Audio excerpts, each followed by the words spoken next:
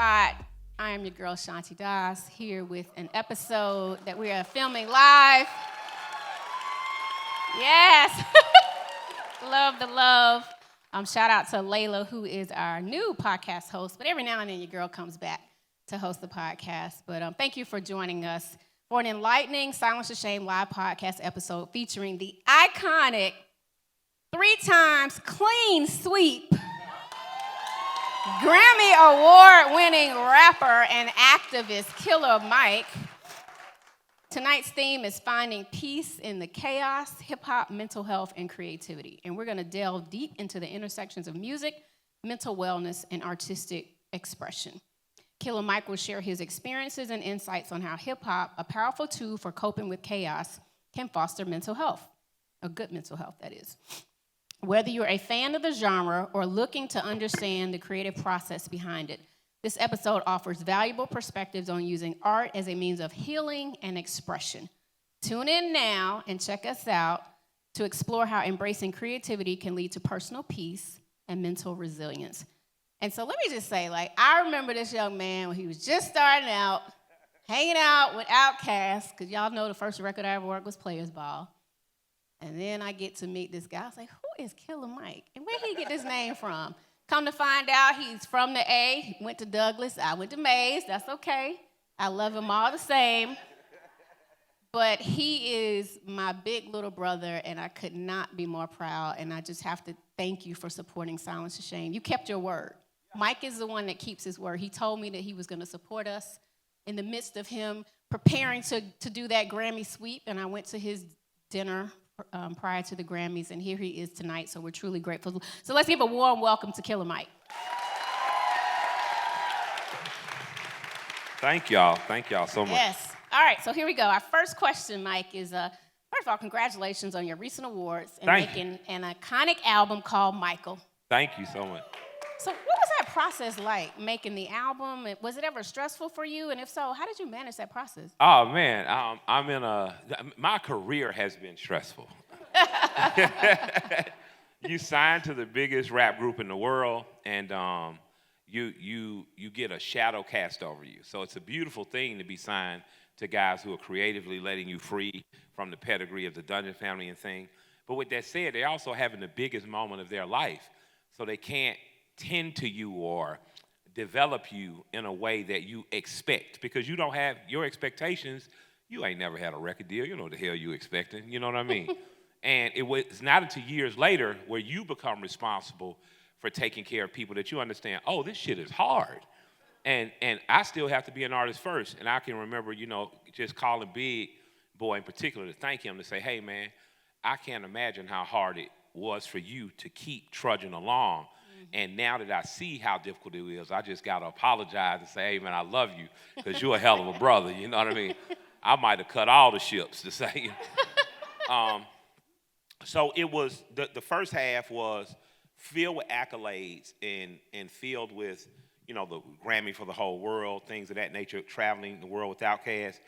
But it also was not mine, right? I'm a part of someone else's. I'm in proxy to someone else, so I never got comfortable.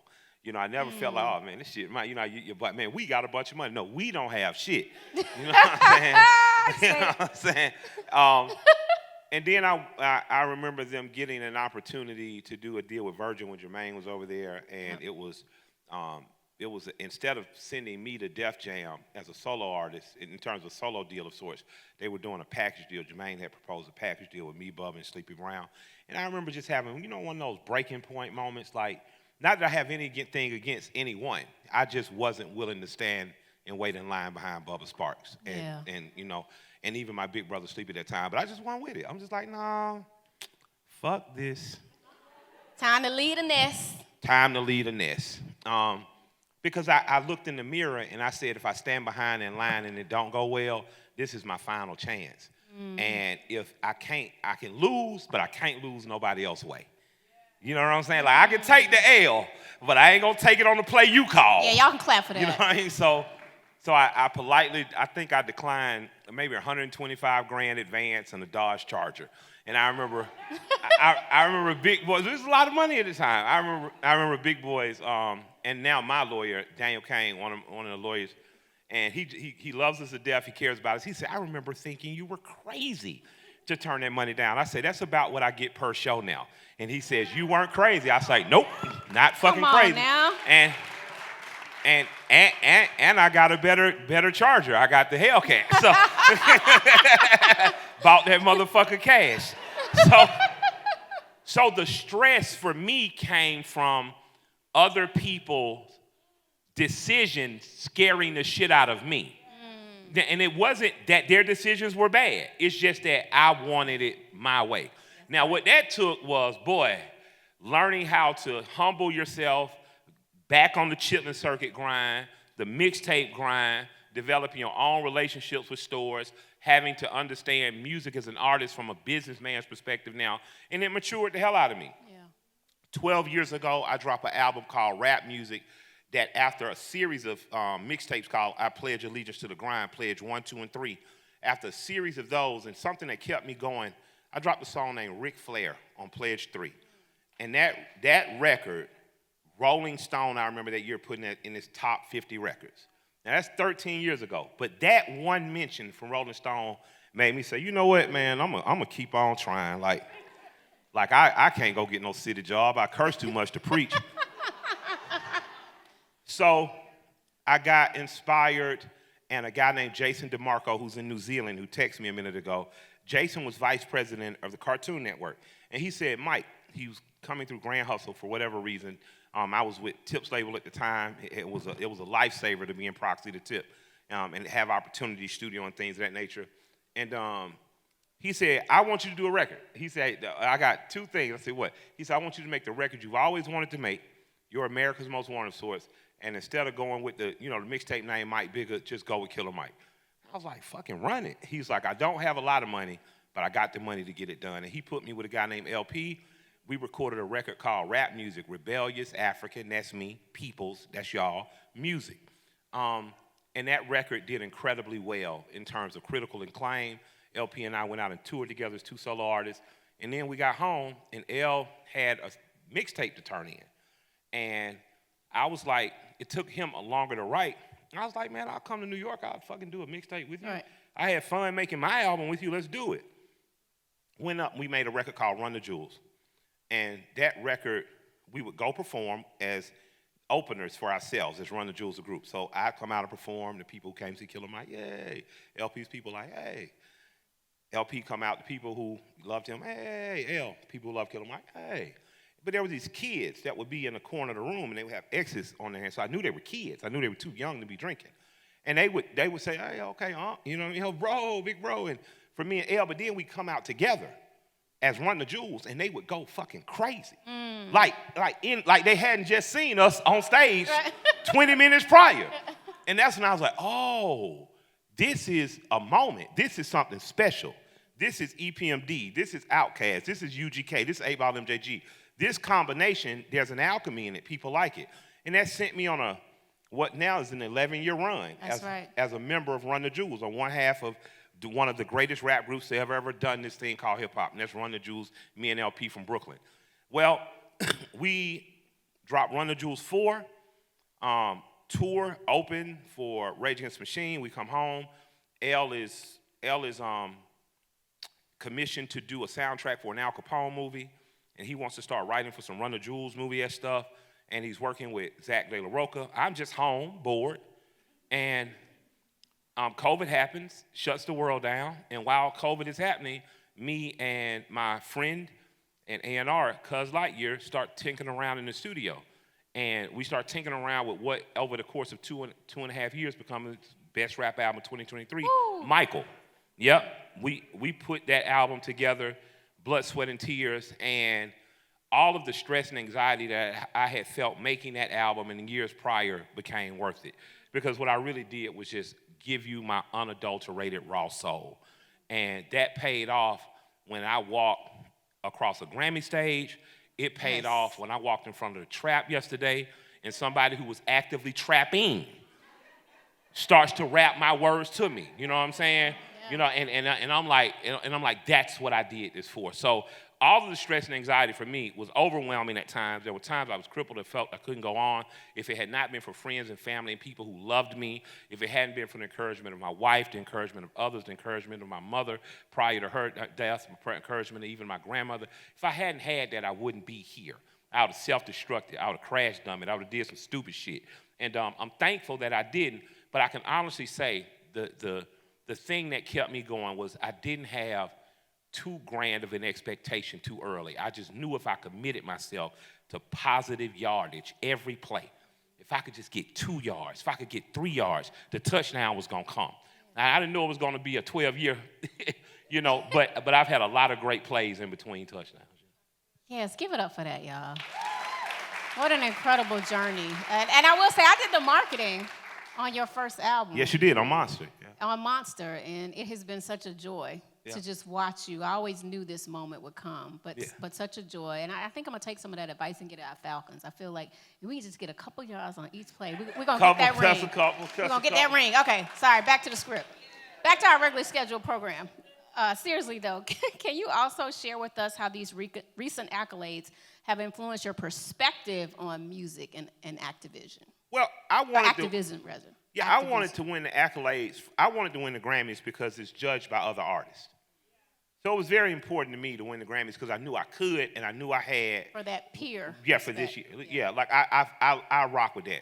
I knew that I'm not a radio artist. I know if I ever get a radio hit, I'll be thankful for it, but I don't actively go in the studio like, yo, for the bang, this motherfucker out radio hits 50.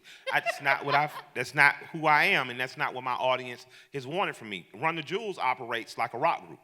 We make music, we give it away for free, on some punk rock shit, and if you like it, all we ask is you come to our shows. Now, our shows end up being 100,000 festival people shows. Our shows end up being opening for Rage Against the Machine on an arena tour, but it is very much a rock and roll that's life. Stepping into Michael, I had to get back to rap shit.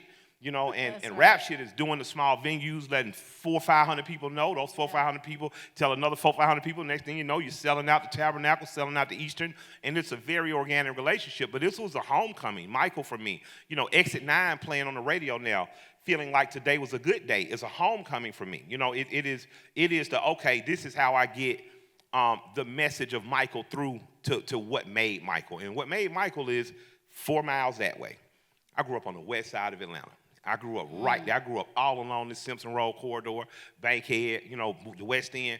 So for me, it's just about getting the most honest depiction I could out there. I forgot the original question, but I am. No, and how have some of these accolades influenced so the your accolades for me on music and you being an activist? I remember I said during the Falcons 50th thing, they were talking, God bless the dead, to me, Ray, Reek, Sleep, and stuff, and it was a Hawks game prior to the Falcons 50. It was a Hawks game too. But I got asked at both of those things about the Grammys. And I said the Hawks was previous. It was prior to.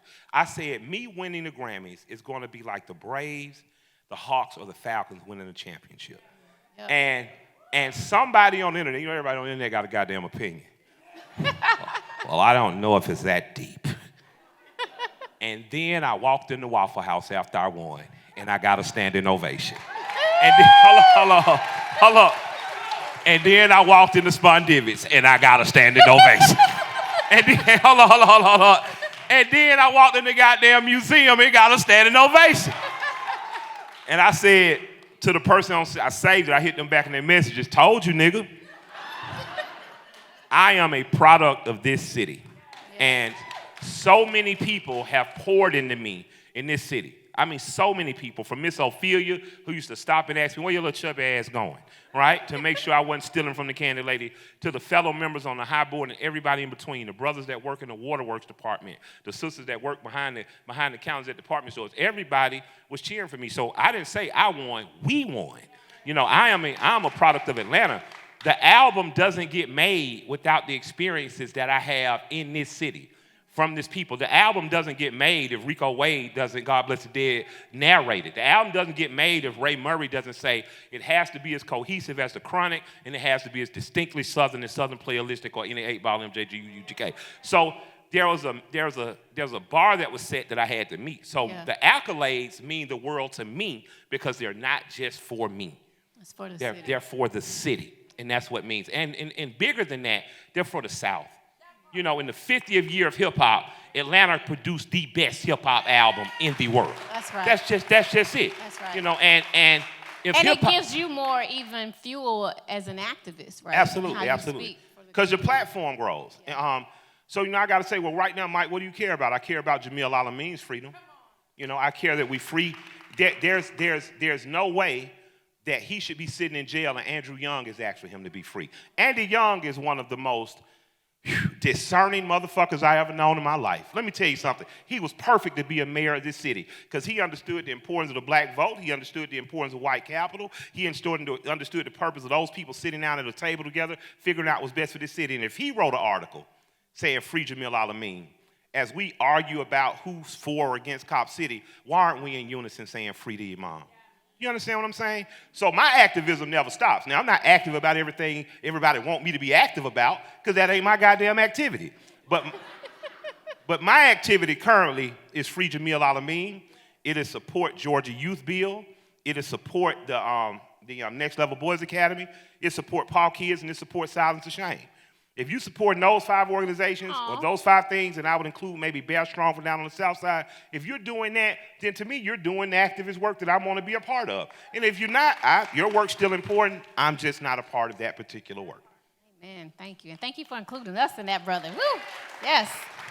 All right, my next question. Mental health is a critical topic in every industry, particularly in the hip-hop community.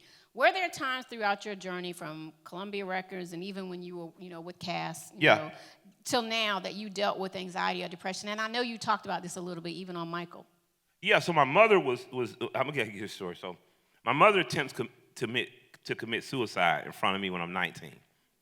So her and my sister were arguing. You know, moms and daughters can be like oil and water sometimes. And my sister was becoming a young woman. My mom's mom had raised us, so there was some level of separation there. And it's not, I had always lived with my grandmother. And my sister said to me one time, like, I heard the conversation when my grandmother asked for me. Like, you need to go learn how to be somebody's wife. We're going to keep him. And I had heard the conversations between my grandparents. Hey, the girls need to live here. They need to live with their brother. And I'd heard her, they asked my mom, let the girls live here. My sisters moved with us when we were about, say, 5. They were 5 and 4 years old. And I can remember my sister saying a few years ago, because I'd always looked at our life like we had a great fucking life. Our grandparents raised us. Thank God my mom was smart enough to realize she couldn't do and she was married, but her and my dad was having fun. You know what I mean? And my sister said, you always live with grandma. She said, I lived with mom to kindergarten, and then one day we just never went back home. Do you know how that shit felt? I was like, I had never thought of that. You know what I mean? Her home was our mom's home. And she felt like I got uprooted, which was part of the reason it was the oil and water with them. But at any rate, they're having a big argument. My mom says, you want to get rid of me? Fine. She walks down the hallway with a carpet cutter and splits both her wrists right in front of me. And I'm like, oh, fucking shit, this bitch just went crazy. Like, I'm literally in my head like, my mom has lost her fucking mind. So I'm holding her wrist together. She starts singing gospel music, which my mother never sang gospel music. And I'm looking at Jesus like, nigga, this it. It's over, nigga. It's over. My mama finna die. The Cobb County Police get there. The EMTs get there. They get my mom to the hospital. She survives. At that time, you do the suicide attempt. They would check you into a state facility. She ends up in a state facility. My grandmother comes with the biggest smile I've ever seen on her face. And I'm looking at my grandmother like, what the fuck is wrong with Betty? And Betty is the only person in the world that can sign Denise out. And she's been asking Denise to go see a therapist for 13, 14 years at this point. Wow. And Denise says, Mama, I was just having a bad day. Please let me out. My grandmama put her hand around her, and she said, no, you're going to stay in here, baby. And I saw my mama just be a little girl again. What were you like? What was going through your mind? Like, were you like? Mama, the honest shit, bitch, you crazy. No, I mean, like what the fuck is wrong with you? After that. After that, okay. Bitch, you crazy. Like, you got a house, you got children, you got money. You know what I mean? It's just like, but I didn't understand. She had manic depression. She was bipolar. She was the only child, so she had felt alone for most of her life. Yeah. She was an artist, which means she was a florist by trade. She was deeply sensitive, so we just had all the recipes of I'm going to fuck it up one day. And no one in my family, because we from the deep south, we from Tuskegee on a farm, and it was a hard life.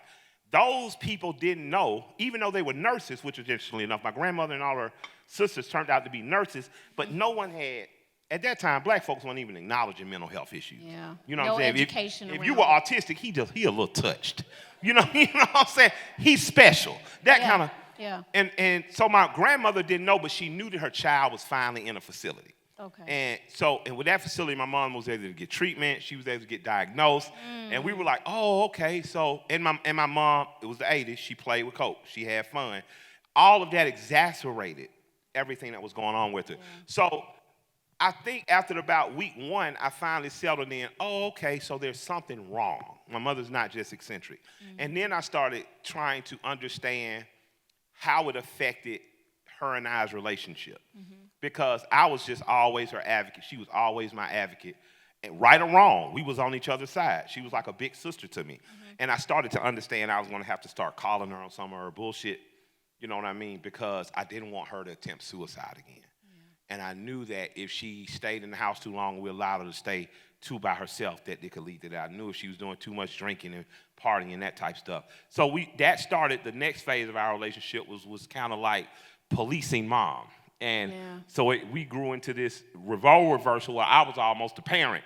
And then she was the kid. You're chasing after her. And that lasted for another, probably just under 20 years or so. Okay. In that time, she lost a kidney. She had to go on dialysis. We were really taking care of her at that capacity. But our relationship, as I got closer to 40 and over, it developed into one of really strong mutual respect and me understanding that my mother's just a human being. That's right. She's just a fragile, frail human being like every other fragile, frail human being that can get up and operate every day, but is utterly broken inside.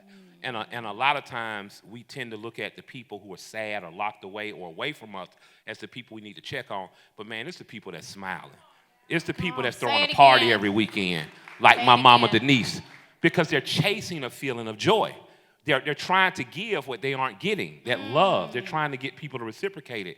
So I started to understand my mom better. In the last, decade of her life, we had an amazing relationship. Not that we ever didn't have one, but it was a healthier, amazing relationship. And, I just thank God that I'm the son of an artist, a wild, rebellious hellion of a woman named Denise.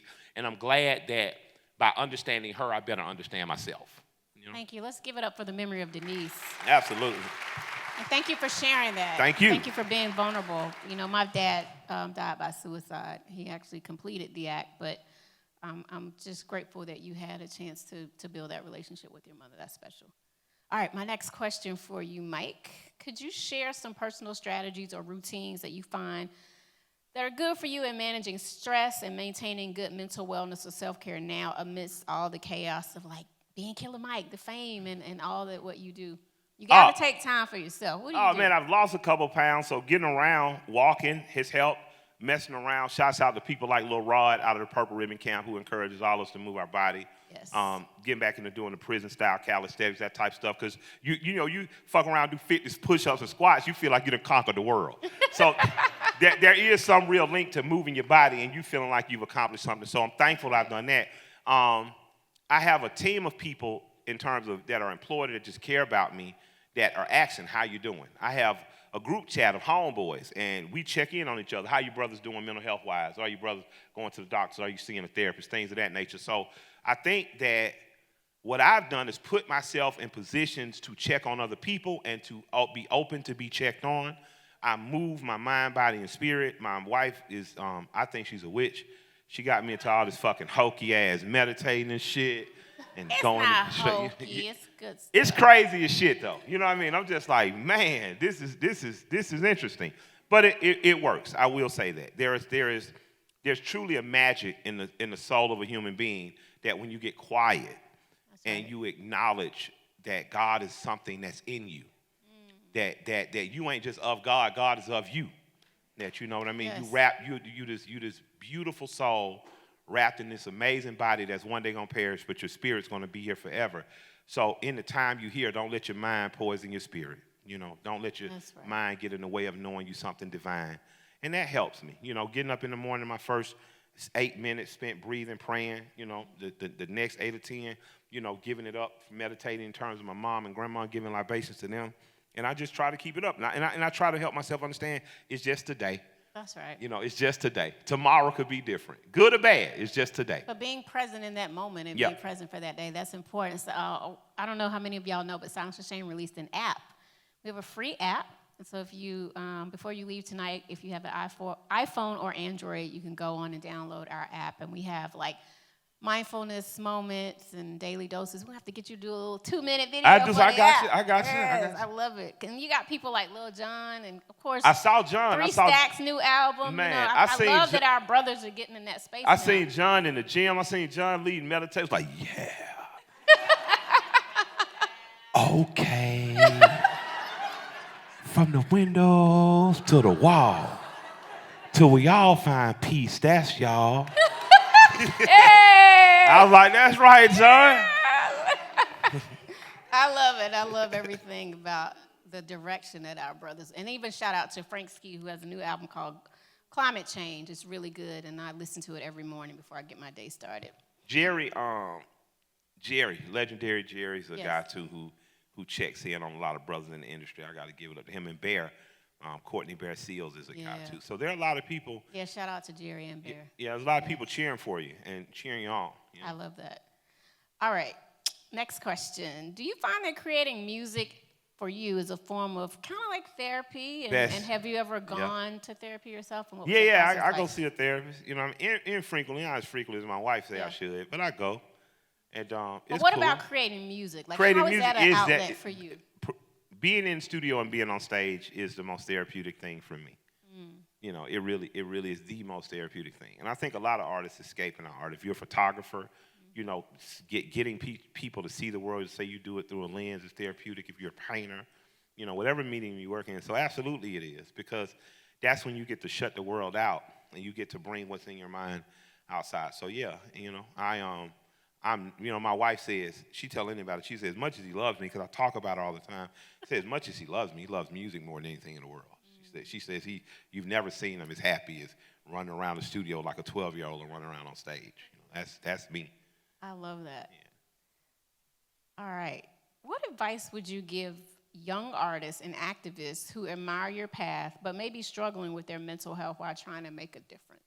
Oh, man, be honest about it. How you doing? I'm not doing good today. Everything is not okay. Now, this is just the way I feel. I don't know how I'll be tomorrow, but find someone that's safe to be honest with. You know, find the company of people that care about you versus caring about what you're doing or how you're doing or who you're doing, you know.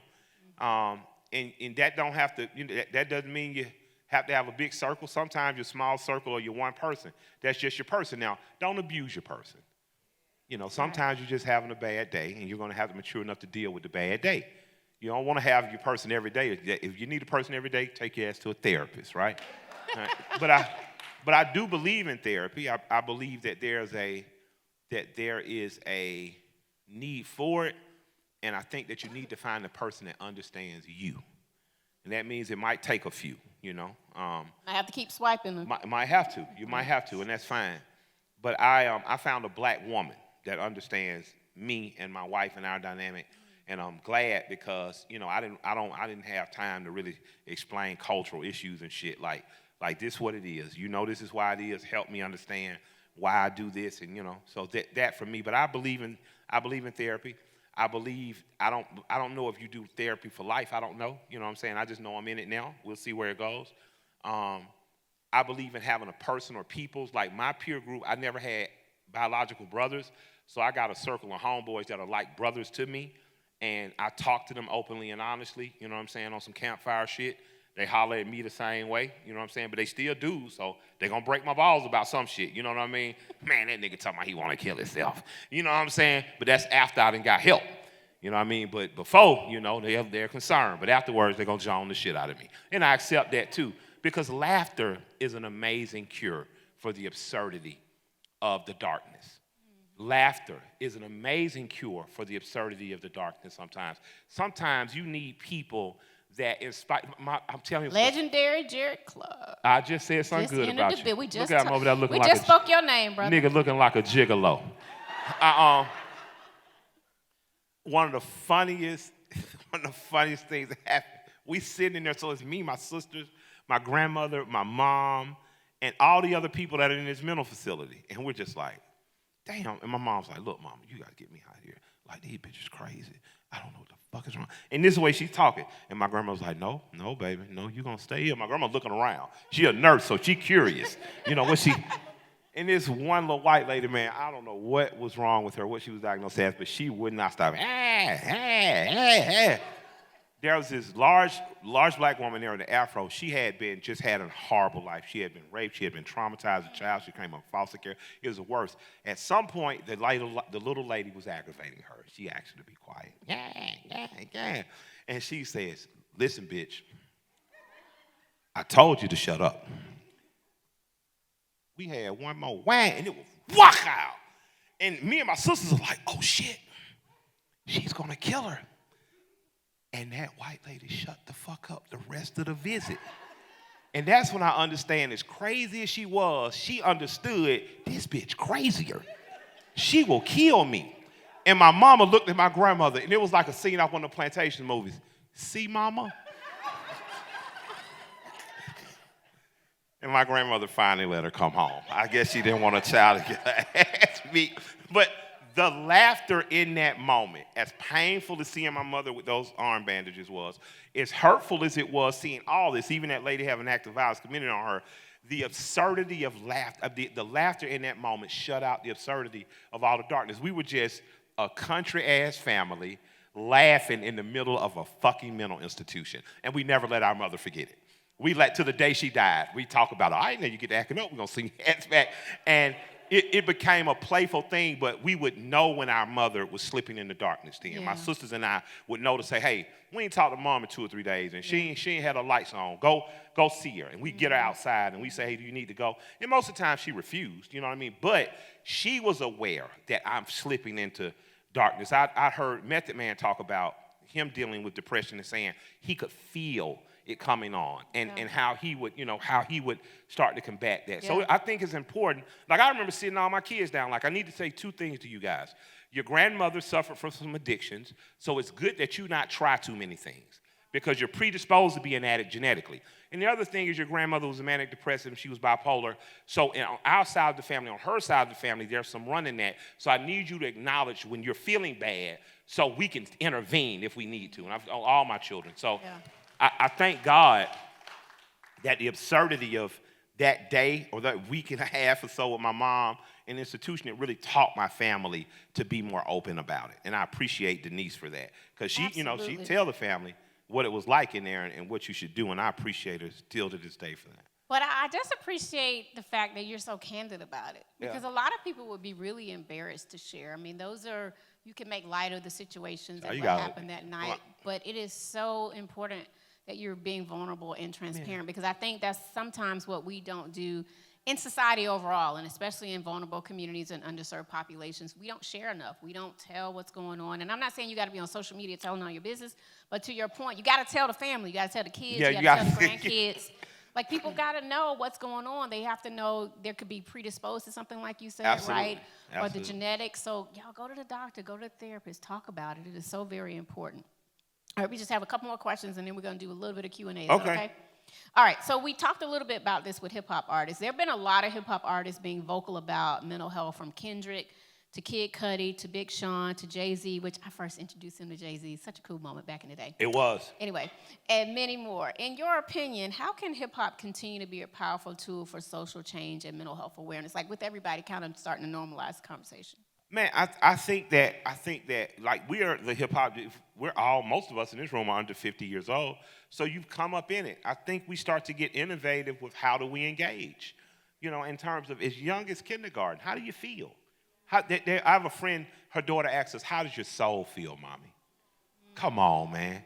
That's like, because sometimes your soul is good, sometimes your soul's having a rough day. But that's such a beautiful question, because it forces you to say, "How am I really feeling?" Yeah. Not how am I feeling about what I have or what I've accomplished or not accomplished, but how do I feel on wake up? You know what I mean? And I think that we as the hip hop generation have more innovation in us that we can pull. Yeah. It's not critical of what we're doing. It's just saying, I'm encouraging, let's do some more. Silence the Shame is dope locally, and I want to see it grow nationally. To within hip hop, there's no reason why we can't support this organization into a national organization that makes systemic change in terms of legislation, in terms of how we deal with things in public schools, in terms of how we deal with things in private. So I would just like to say one of the most creative things we didn't do is figure out getting some money to organizations like yours. Amen, and amen. We already have the vehicles we need. We just need the fuel to fund the vehicles. And so I would say first challenge is in Atlanta. We love the party. We love chicken and waffles and brunch, and we love bottles and hookah. So let's get us a hookah night for Silence the Shame. Let's get us, let's get us a brunch or a bottle. Like, yeah, break it up. And one thing I put a lot of my own money into my businesses. That's, that ain't gonna be the way it is forever, but I've had to do that. So, my thing is, I know I might not have the million to give, but I know I can be a part of $1 million campaign. I know I have things to offer like space. I have a restaurant that's opening, to host an event. Yes. But let's treat it like a political campaign, and let's see how we can help silence the shame, and let's be in a constant state of giving. I think that it's less important to find shark donors at this moment and more important to say, how can we get 1,000 people to give $100? Yeah. You get what I'm saying? Can we get 1,000 people amongst the Atlanta hip-hop community, can we get 1,000 people to give $100? Because that 100,000 then shows the work that can be done with that. Now can we get 100,000 people to get $10? And I think that should be our small and reachable goal in the next 90 days to 180 days. And I'd be down to help. I wasn't even going there about fundraising, Jewel. I know, that is our number one priority. Yeah, let's get some goddamn hookahs in the room, $100 hookah night. But I'll just say this. It's so important, and I speak for, nonprofit founders, all around the nation and the world. People don't understand that nonprofits are still a business. We have to have staff. We have payroll. We have to get people insurance. It's just so important. And, we didn't even have our gala this year because we just didn't have the funds for it. But we still out here. Y'all see us in the community, in the streets, doing the work, knowing that God is still going to see us through. So just thank you for that. Amen. All right. The Dungeon family, as we belovedly call the DF, in Atlanta and hip-hop recently lost a giant. Rico. And our brother Rico. Can you tell us a little bit about your relationship with Rico and how did he influence your career? Oh, man, I was probably, the first few years, I was probably just a pain in the ass little brother, Like, people don't understand. Who's from Atlanta? Okay, so if you're from Atlanta, it's a big difference between Southwest Atlanta and the West Side. Yes, it's about as big a difference as Douglas and Mays. You know what I mean? Like, we all the same. We all black folks, and we all got some big differences. So Rico was more of a Southwest Atlanta guy. He's a little, and I could, people like me, T.I. Dro, we could be a little brash. We could be a little, nah, I don't like that. Whereas one of our first conversations was Rico had heard the word from the big executives, we don't like his name, Killer Mike. And, I think it was... I heard that too when I was at Columbia. I was fighting that as a marketer. I know. What's crazy is one of the people you put me with at Columbia, she came up to me in a party a few weeks ago and says, Killer Mike. I said, yeah. She said, you don't remember me from Columbia? I said, yeah, I remember you. She said, and you did it with the name. I said, you thought a nigga wasn't? I said, you had the doubt. I never doubted me. Yeah. You know what I mean? There's a band called The Killers. They ain't scared of 4 white boys named The Killers. They scared of 1 nigga named Killer. I'm like, no, we got to make this work. But Rico tried to, he tried to get past that hurdle by saying, maybe you should call yourself Killer Mike, like Busta Rhymes. I looked at him like, hell to the no. And Rick was just like, you don't listen, you hard-headed, and he was correctamundo. Now, that didn't make me right, and it made my path a little rockier, But I stayed the course, and look where we are. But me and his relationship grew into a better and better relationship when he just understood he's just a hard-headed kid from the West Side. But this is how I deal with him. And usually he would tell Ray, go talk to him. And so Ray would set me up, and then Reek would come in and say, Reek was like doing the making of Michael. Even though we didn't get the Organized Noise beat on there, Ray and Reek were constantly popping up in that room saying, I like this. This is why I don't like this. Change the drums. The drums too hip-hop. You need some slum drums. So I always respected him, always revered him. He, Ray, and Pat. And what I'm most happy about is in the end that he went out on high honors. I brought him out on stage with me at one music fest, and I gave him his flowers right there. I remember, you know, people from my management company and team like, why are you bringing Rico out there? I'm like, why the fuck not? What are you talking about? I wouldn't even, you know, because they was like, well, what is he going to do? I was like, whatever he want to do. I don't care. He Rico Wade, you know. So it mattered to me, and I didn't know why it mattered so much, but it mattered that I brought him out and gave him his flowers. It mattered that I got an opportunity to have him narrate the album. Rico was the voice of Atlanta. He's the first voice you hear on Michael. He's one of the last voices before one of the last songs. So Rico Wade, to me, was Atlanta. He, you know, Criss Cross is an amazing group, but they were fashioned after a New York style group. They were all early Atlanta music was kind of fashioned after Miami bass and New York and things of that nature. Rico gave Atlanta a sound with Outkast and Goody Mob. He gave the Atlanta R&B a sound with what he and Dallas and Jermaine were doing with TLC and others like. So I have always held him in great reverence, even when we didn't agree. I still had to walk away and think about it. Say, man, Big Bro said, and then say, man, but you think. It always carried weight with me, and getting the opportunity to make sure those Grammy certificates are going to now go to he and his children and his wife, Debbie, you know, making sure that happens means the world to me because Michael wouldn't have been Michael without Rico Wade. And I mean that in the literal and in the figurative. Rest in peace, Rico Wade. Rest in peace, Rick. Last quick question in a minute or so, and then we'll get into Q&A.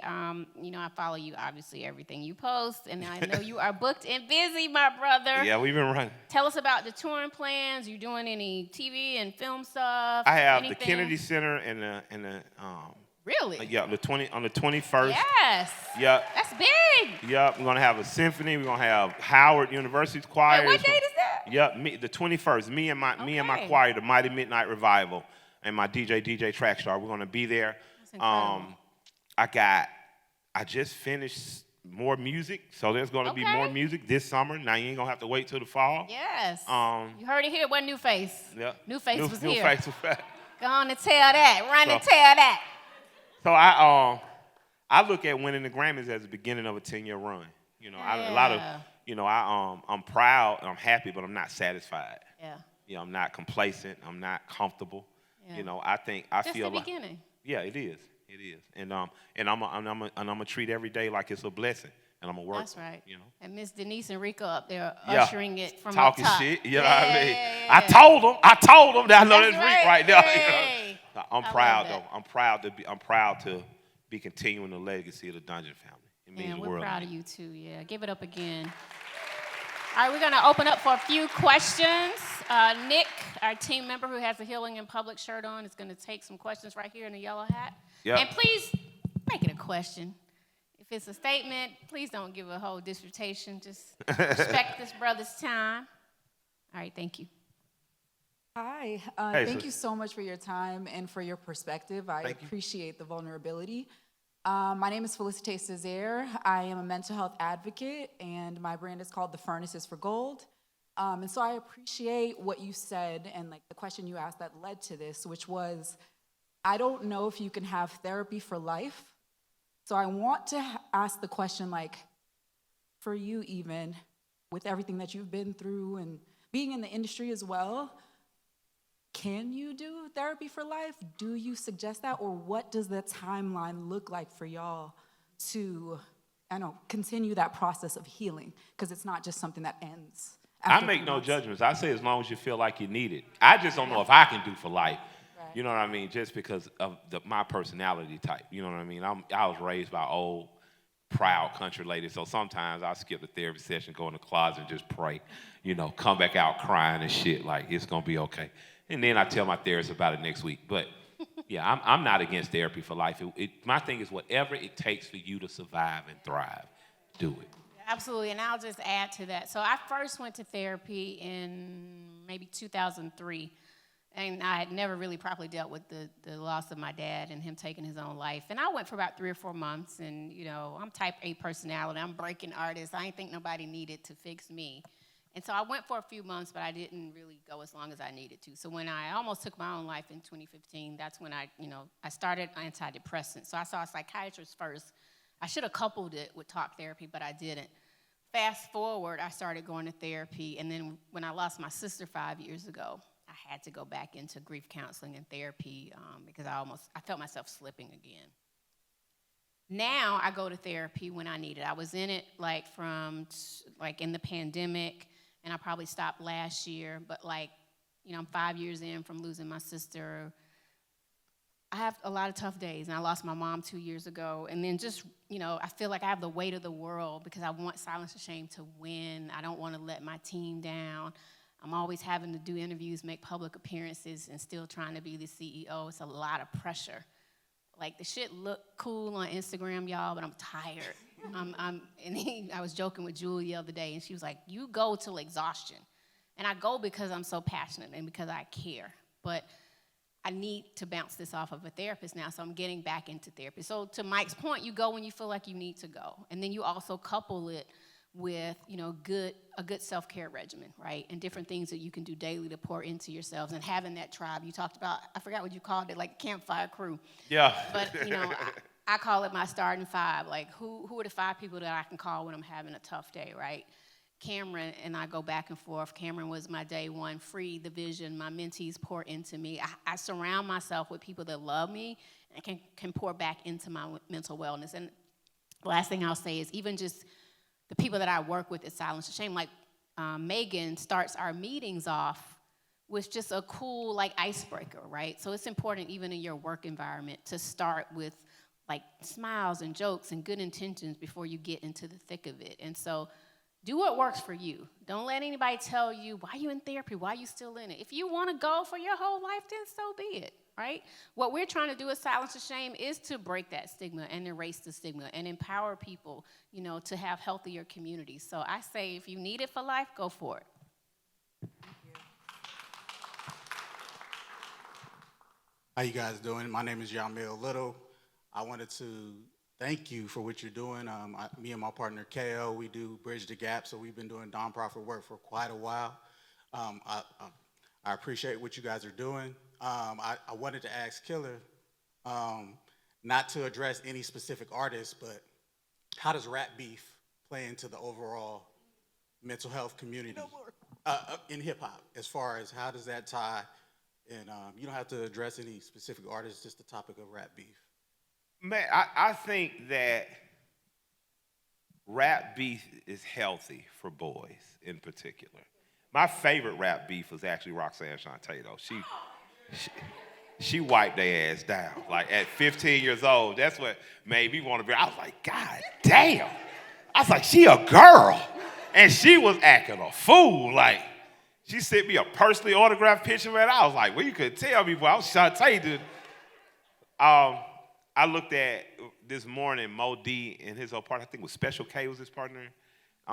They had a verses with Run and D, and so my mom was only 16 years old when she had me.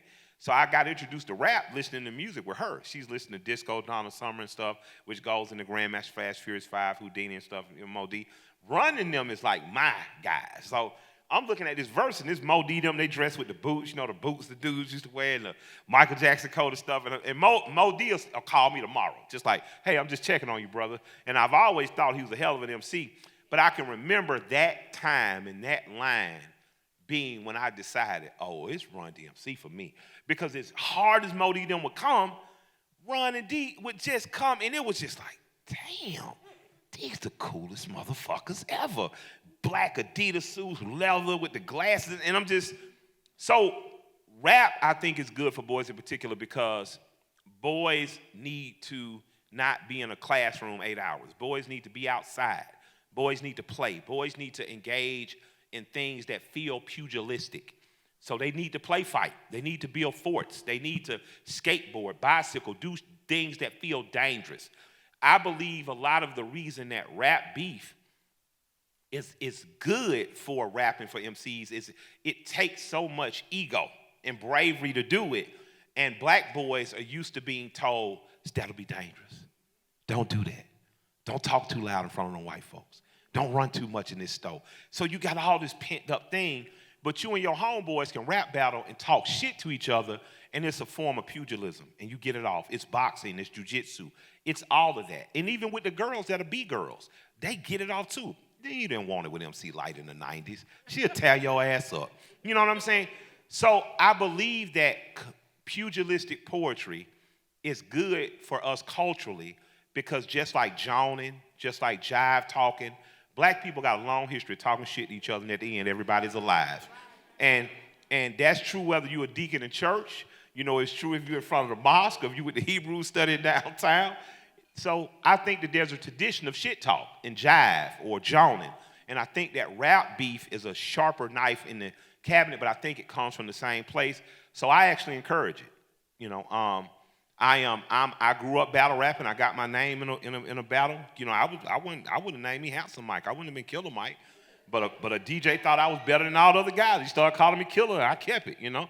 So for me, I see rap beef as a healthy thing. What I don't see as a healthy thing is the inability to keep the beef on wax. That's right. Because what that brings into play is things you may not be prepared for that equals death in prison. And I think overall that's not good for the culture.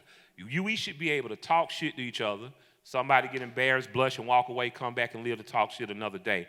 But the murdering one another over words is getting to the point it's senseless, and we need to start engaging young men in, if you want to fight, we're going to take you to the boxing ring, and we're going to let you motherfuckers fight. Because after the fights, both of y'all going to be alive. But we need to stop ignoring the fact that these boys have this in them, and we need to find ways to funnel that aggression, whether it's boxing, jiu-jitsu, rapping, you know, dirtback riding. But boys are going to find ways to channel that aggression. And essentially, it's giving them healthy ways to cope, right? Yeah. Yeah, absolutely. Next question. Thank you. Young lady in the yellow dress was here. I'm sorry. I just saw the top. I apologize. Okay, thank you.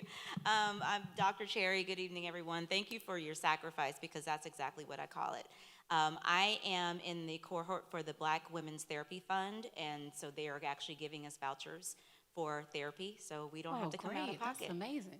Yeah, and just my little 08 cents, because I know it wasn't asked for, I feel like just as we have doctors who help us with our physical body, and it's ongoing, we should do the same thing for our mental health. That's so my therapist, like, she doesn't know she's my best friend, but she is. But you know, that's something that's ongoing. But here's my question, because I'm thinking about the fact that a number of my friends and associates don't have access to the Black Women's Therapy Fund. And so they're having issues with trying to find a mental health professional. I'm thinking about how our hospitals are being shut down, which means that those local small practitioners in the area won't be able to service people. And just the fact that we're talking about mental health and the avenues that we have. Can you talk a little bit about maybe what to find in a therapist, the disparities that we're having with even finding that access, and your experience with that? Yeah, so I'll share a little bit, and I probably need to get my ED Jewel on the mic, because she really knows. She used to be a therapist and worked for DBHCD in the States, so I'll share a little bit. I do think, to your point, that we have an issue with therapy and resources being accessible, right, to many in our community. That is one thing that I'm so excited about. The program, and where's Nick, our program director? We have a new program called Climb Up. Y'all, it's Silence to Shame University, so our part of our cohort is in the back. Shout out to STSU. We have 28 or 29 students from all across Georgia, and students from Morehouse and Spelman and Clark and Georgia Tech and Kennesaw State University. And so what we're trying to do is to teach them to obviously become leaders, but all with a special emphasis on well-being, and also getting them hopefully inclined to want to go into psychiatry, to go into psychology, right? So we can build that pipeline, so we can create more professionals of color. And Jewel has the mic. I'm gonna let her tell a little bit more about what we can do in terms of making mental health resources accessible. Yeah, so absolutely one, just to address your question, is like you're dating your therapist, right? Any type of relationship you get into. So when you have that first encounter, if that is something that's not favorable for you, then absolutely go and find someone who does meet your standards. Does not mean that race always have to meet race or socioeconomic status has to meet that. It's just defining someone who can acknowledge your experiences and validate you as an individual, and to ensure they can provide you with the interventions that are supportive and practical for where you are in your particular circumstance.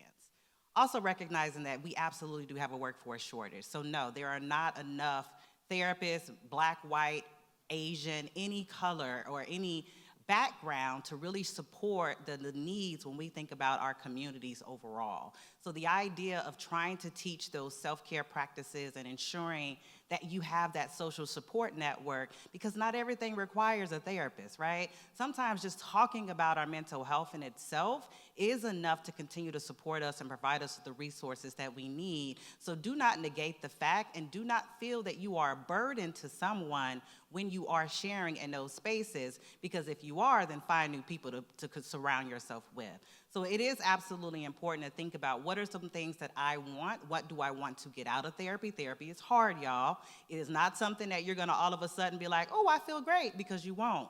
Because we're digging down into all of those things that we kind of buried in our past, and we're uprooting all of those things to be able to move through them and to recover from them. So it takes time, it takes education, it takes resources, but also utilizing all of these other aspects that you can do. Exercise, y'all, 30 minutes a day is the freest medication you can give to yourself, mentally and physically. So get up and walk, move, stretch, do things that increases those natural endorphins in your body to give you the support and motivation you need in order to move forward. Now, I know y'all didn't really hear all of that, but just thinking about, as you are getting a therapist, what you are looking for, what is your primary goal and what you're trying to get out of it, and then being able to talk with therapists and ask them questions about their background, their expertise, their trainings, what do they understand? Trauma is something that may be something big for you. Not everybody understands trauma as a behavioral health professional, so make sure you find someone who understands that and can be able to speak to it to provide you the resources that you need. I told y'all she knew the answer.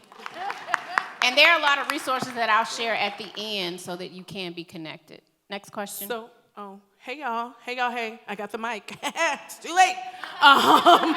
So publicly, my name is Tay. I am a Silence the Shame advocate. I go hard for Silence the Shame because Silence the Shame, I'm a person I'm always on a platform, but my niece almost a year ago committed suicide.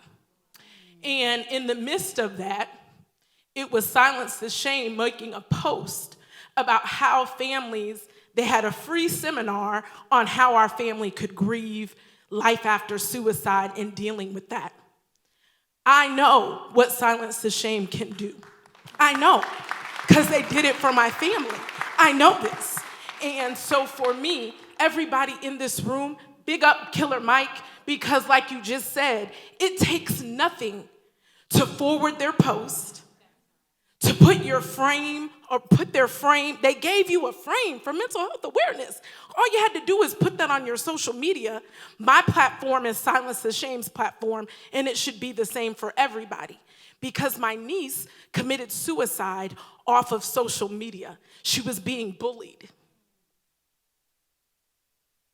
So my question in regards to Silence the Shame and what we can do is the fact that social media is a very powerful thing. And as entertainers and millions of followers, show your transparency, because this shit ain't all what everybody thinks it is. And I got my Grammy, you telling your truth lets that little black boy know it's okay if my mama was crazy, I can still be somebody. If my daddy commits suicide, I can still be somebody. So thinking about social media, my question is this: how can we leverage social media to prevent our young people from getting this elaborate, unreal truth that makes them slip into depression, and so that we can lower the suicide rate amongst our African American children? Because they're dying. Y'all ain't seeing it in the news, but they're dying, and it's up to us to do something to help them. First of all, yes. First of all, I'm sorry for your loss. And I'm so grateful that our organization was there at a time of need for your family, and we will continue to be there for you through this journey. So that's a loaded question in terms of social media. I think social media is a gift and a curse at times. There are some wonderful things about social media, but then there's some dark things. I mean, I'm 53, I'm the auntie in the room, Auntie Shanti.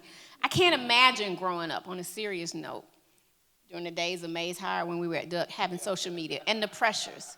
I mean, you do something wrong or there's an altercation at school, and you go home at 3 o'clock, that's usually left at the school. Now it comes home with you. These kids, they're haunted by it. And so I will say that I think artists and everyday people, again, to your point, sharing your story, being vulnerable, right? Everybody may not want to share on social media, but talk to somebody and share. And then we also got to be involved in our kids' lives. Know what they're watching. I don't think 4-year-olds need a phone. And I ain't trying to be funny, and I know that, I don't want to be judgmental because I don't know what someone's life is like until I walk in their shoes, right? So that parent may be struggling, and that phone might be the only thing that's keeping them sane while they're trying to get the kid ready for school the next day. But we also got to get back to a little bit of the old school parenting, right? And we got to be a part of that because our kids are just exposed, and the train has left the station. With AI and everything that's happening from a technology perspective, it's only going to get worse and difficult. So encouraging people, right, to talk more openly and to be more vulnerable. And then also, like, managing that screen time, right? And then if there is something going on from a bullying perspective, your kid, you might not be the favorite parent, but you got to get active and you got to get involved. So I think the onus is on the community, on the Black family. And we also are partners with this organization called the Mental Health Coalition, and it was started by the fashion designer Kenneth Cole. So they're doing this new program called SOS, and they're they're putting together guidelines and safety guidelines. Just like everything else, like the FDA will have to give guidelines, on food and everything else. They're finally putting out guidelines around social media for mental health. So I'm hoping that can move the needle forward. So organizations are galvanizing and seeing what we can do, and we got to just speak up and talk and share more. That's all I got to say, and I don't know if you want to say something about responsibility as artists. You did a great job. Artists are the most insecure son of a guns you're ever gonna meet.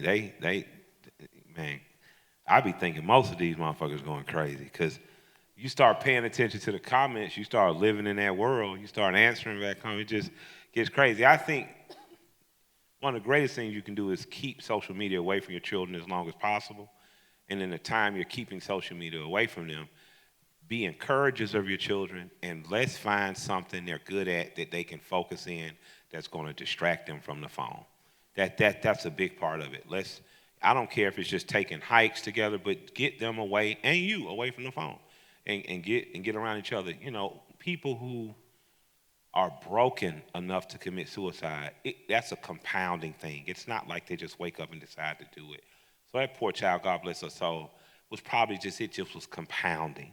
And because there's a light that focuses almost into a laser when you're young, you don't understand. After you graduate high school, you're never going to see most of these people again anyway. And when you see them, it's going to be on Facebook, somebody dying or somebody crying or trying. So it's important that as an adult, being raised by my grandparents, they really cut a lot of the bullshit. As young parents, you still kind of care what the world think about you. By the time my grandmother was 44, my granddad was 54 when I was born, I ain't give a shit. So that was kind of the attitude they gave me and my sister. Somebody gonna talk about you, everybody ain't gonna like you. You know what I mean? So we had a very matter-of-factly, and I think that as Black folks, but as working class people, period, we done kind of gotten into too much of what people think of us. And there was a time where the working class in this country really didn't give a shit about what people thought of. Are my bills paid, my children fed, my lights on, you know what I mean? And I would like to see America return to some of those working class values. I didn't have a pair of Jordans in high school that I didn't steal out of somebody's locker, right? My grandmother would take us to Payless on Bankhead. I'm like, man, just give me my little $20. I'll figure out the other 40 myself. But I knew that her being adamant about you can't care so much about what other people think. You can't care too much about the cheers, because if you live for the cheers, you're going to die by the booze. I think it's important that we try to encourage our children to find what they like and encourage them. Because I hate to hear about children breaking and folding because other children can be so mean, and usually because somebody's being mean to them, unfortunately. So, God bless you. God bless your niece's soul. I hope and pray that we can put more phones down and just see children in the streets again. And I encourage us to get out in our front yards. Like, I don't know how many people live on the west side, but you'll see a beautiful sunset every day between 5:30 and 7 o'clock, just standing right outside.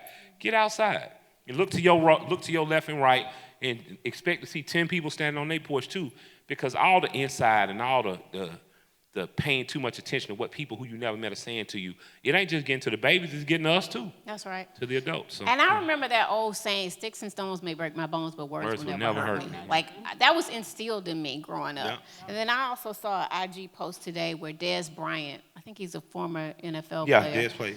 And he talked about speaking life into his children. And don't quote me because I don't remember what he said verbatim, but basically telling your children, whether they're boys or females, you are beautiful, you are kind, you are loved, you are worthy. Yeah. I know sometimes our kids get on our nerves, but we can't keep calling them fuck-ups every day or using expletives at them every single day. They got to know that they are kings and queens and that they are worthy and that they are loved. And no matter what somebody might say about you on social media, as long as you got the love in this house, then you can withstand anything.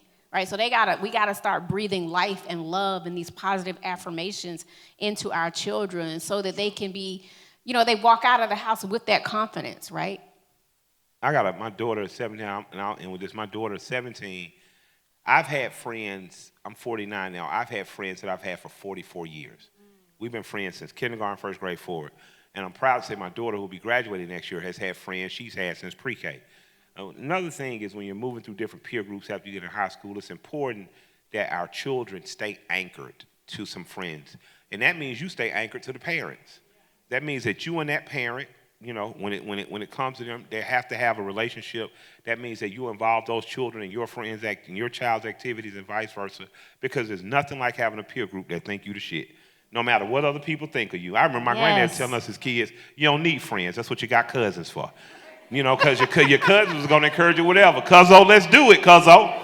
So, work hard at not being separate. Work hard at making sure your children are part of a group, whether that's in your family or just a peer group. Because, man, it's nothing like having that one friend that believes in you. Nothing like having that one friend that say, no, you can't do that. I'm with you. So, that's another thing I suggest. Thank you. We got time for one last question, and then we're going to wrap. Hello, good evening. My name is Maisha Rice, and I am the founder of Whole Family Healing Group. We are a healing place for the whole family. I'm also a licensed mental health professional. I'm licensed to diagnose and treat mental illness and substance use disorders. And I just wanted to thank Jade. I believe that was her name. I apologize if I said your name incorrectly, but everything that you said was what I live by as a therapist.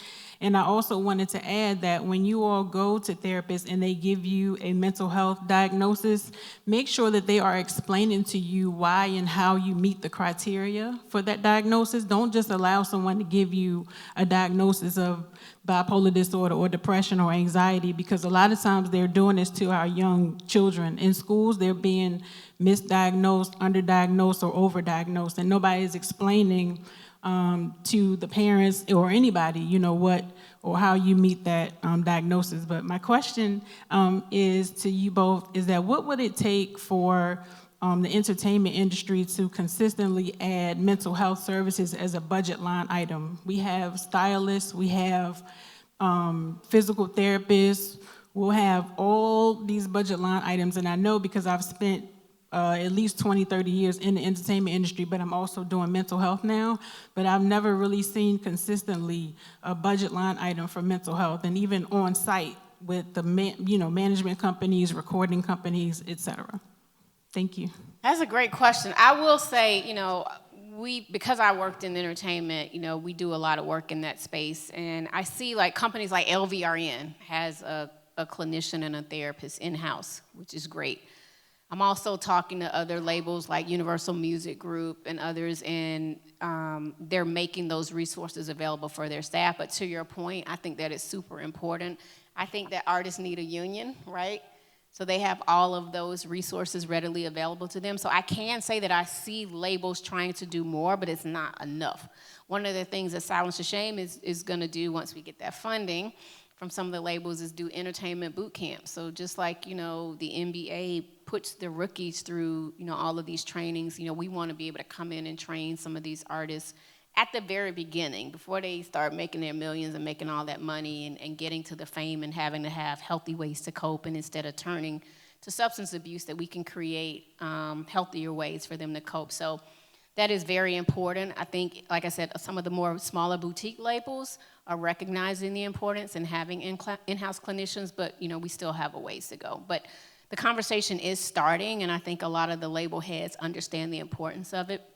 And Music Cares does a lot. Music Cares is the foundation arm of the Recording Academy and the Grammys. And so they offer grants to a lot of artists that are in need, and they try to supplement whether you need inpatient treatment, you need therapy sessions, or if you need substance abuse treatment. So Music Cares is another great resource that, I'll be honest, when I was in the music industry working in it, I didn't know Music Cares was for Black people. And I've said that to them before, so I'm not saying something that I haven't said to them, but those resources are for all artists, no matter what your genre is and no matter what you do as an executive. So there are resources there, but not enough, to your point. I'm down with everything Sis said. I think that Americans in general should support universal health care. I think that Americans in general, I think we missed a grand opportunity with Mr. Sanders 8 years ago, and I think that just because a political person is, you know, back to doing his thing in Vermont and in D.C., I think that we should take on that flag of universal health care, and I think it should include everything from mental health to dental health. Because, you know, a lot of times you get health care and they don't want to give you dental health, so you feel good, but you're snaggletooth, you know? I think that you can begin on a very local level by vetting their candidates. We have an election coming up in a matter of weeks here in Atlanta. How many of those people that are asking for your vote are willing to get behind mental health care, no matter what they're voting for? Are they willing to get behind universal health care? Are they willing to get behind state facilities in Georgia? You know, as hospitals close, they're going to see some more small clinics pop up. They're going to tell you the advantage of that. But do those clinics have mental health included in them? So I would start asking that of my candidates, and then I would start insisting. And I would be vigilant about that, because usually policy is looked at as something that is going to change from the top and trickle down. Reagan's economic theory proved that that does not work. Usually the way good policy works is it starts on a microcosm somewhere, that program is successful, and it grows like roots, and it sprouts out the top and shows it's successful. So I would encourage those that are in this room to vet the people you're voting for in terms of their feelings on universal health care, and I would, on a local, state, and national level, push for that and for it to be included, your mental and your dental, in that health care. I love that, mental and dental, yes. All right, y'all, you have been tuned in to the Silence of Shame live podcast, Finding Peace in the Chaos, Hip-Hop, Mental Health, and Creativity, featuring my brother, Killer Mike. I want to acknowledge the Gathering Spot. We partnered with the Gathering Spot to do this event. Let's give it up for Ryan, TK, Brianna, who made this happen, and the rest of the team. I want to thank the Silence of Shame staff, our STSU ambassadors. I want to acknowledge our advisory board member, Liz Garner. I want to acknowledge our professional partner, Archie from Brain Love. Y'all make sure y'all support his brand. Thank you to the city of South Fulton for the acknowledgement.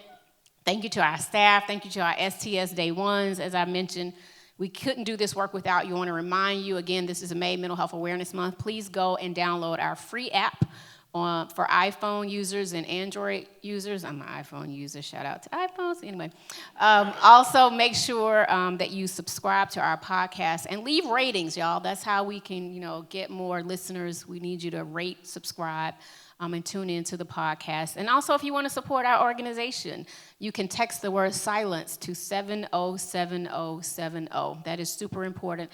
And follow us on Instagram at Silence the Shame. You can follow me at Shanti Das. Follow Killer Mike at Killer Mike. And remember to always take time, save a life, and silence the shame. Thank you. Give him a round of applause. So as we all know, as Ms. Dawes has mentioned, that May is Mental Health Awareness Month. And one of the things that the city of South Fulton has been creative with was trying to make sure that we have organic conversations about mental health. We are a predominantly African-American city, and I can remember my first event trying to get people to come out and talk about mental health, and only 3 people showed up. And I had a real big problem with that. And as we continue to come out of the pandemic, the statistics as far as suicide attempts and attempted suicides and domestic violence all went up. It shot up in our city. So for me, even though I'm an elected official, I had to figure out a way that we can really impact and improve our communities and start having these conversations. So we did a fashion show trying to infuse art, entertainment, and of course, fashion, to talk about mental health. And we had that last Friday, and it was amazing. And we want to continue to do those type of things. And Silence the Shame was one of our partners, and we wanted to make sure that we came back and provided you with the support that you need here in the city of South Fulton. We will be there. We want you to continue to do the work that you do. I know it's tireless, and people don't thank you enough for it. But again, you are doing amazing work, and we got to continue to get people to be more involved and talk about mental health awareness. And this is the proclamation from the city of South Fulton that is presented to you all. It's one of the highest honors that you can receive. So I'm going to start it off, and I'm going to let the mayor finish it off, okay? All right. So it says, whereas the mental well-being of our children is the bedrock upon which their futures are built, shaping their growth, resilience, and overall quality of life. And whereas the Black children and teens of Georgia confront a unique tapestry of challenges woven from systematic injustice, societal pressures, and economic disparities, all with intricately influences their mental health. And this thing is heavy. Can you hold it? Whereas, in recognition of these challenges, Silence the Shame, founded and led by accomplished entertainment industry veteran, speaker, author, and philanthropist Shanti Dawes, stands as a beacon of hope, steadfast in the nonprofit's commitment to breaking the silence surrounding mental health struggles among Black youth by boldly proclaiming May 1st as Black Children Mental Health Awareness Day in Georgia. And whereas this proclamation serves as more than just a designation, it embodies a call of action, rallying communities to raise their voices, erase the stigma, and engage in open, honest dialogues about mental health, fostering an environment of understanding, compassion, and support. And whereas at the heart of this initiative lies a dedication to providing tailored interventions and preventative measures crafted with precision to meet the nuanced needs of Black children and teens, empowering them to navigate life's challenges with strength, resilience, and grace. Silence the Shame champions the cause of mental health equity, advocating tirelessly for increased resources, funding, and support to ensure that every Black child has access to culturally competent care rooted in understanding and respect for their unique experiences. Now, therefore, be it resolved that the mayor and the council of the city of South Fulton, Georgia celebrate, recognize, and embody the spirit of Silence the Shame by embarking on this journey as a community, lifting the veil of stigma, embracing the power of vulnerability, and nurturing a culture of empathy, healing, and resilience for generations in the city of South Fulton. And on behalf of the over 108,000 residents that call the city of South Fulton home, we hereby proclaim May 1st as Black Children's Mental Health Awareness Day, and further recognize the entire month of May as Silence the Shame Incorporated Appreciation Month, as we pledge to break the stigma and silence and stand as allies to advocate for a future where anyone battling mental health concerns is valued, supported, and celebrated in the city of South Fulton and beyond.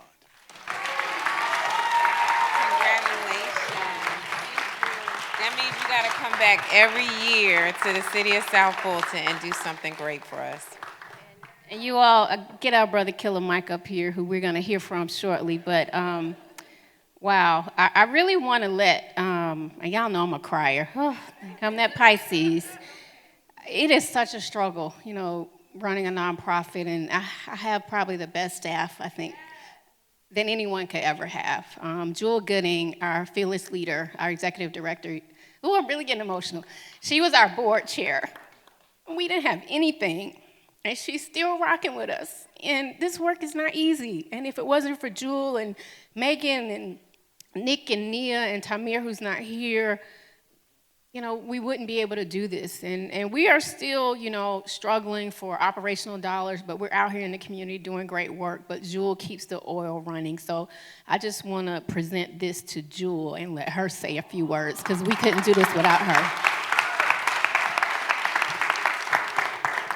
Now she know this is not what I do. But hey, we are terribly grateful for all of this. We do continue to work, and we will continue to work to support vulnerable and marginalized communities so that more of our young people can live mentally well, more of our adults and families can live mentally well, so that we don't have to keep battling the racism and the discrimination that we have to deal with every single day and pretend like it's all okay when it's not, right? So it's our charge to continue to give people permission to not be okay, and to continue to support and connect with other communities. So this honor from South Fulton is greatly appreciated from Shanti and all of Atlanta as we continue to support our communities and ensuring that our children, our adults, and everyone can live mentally well. So thank you again.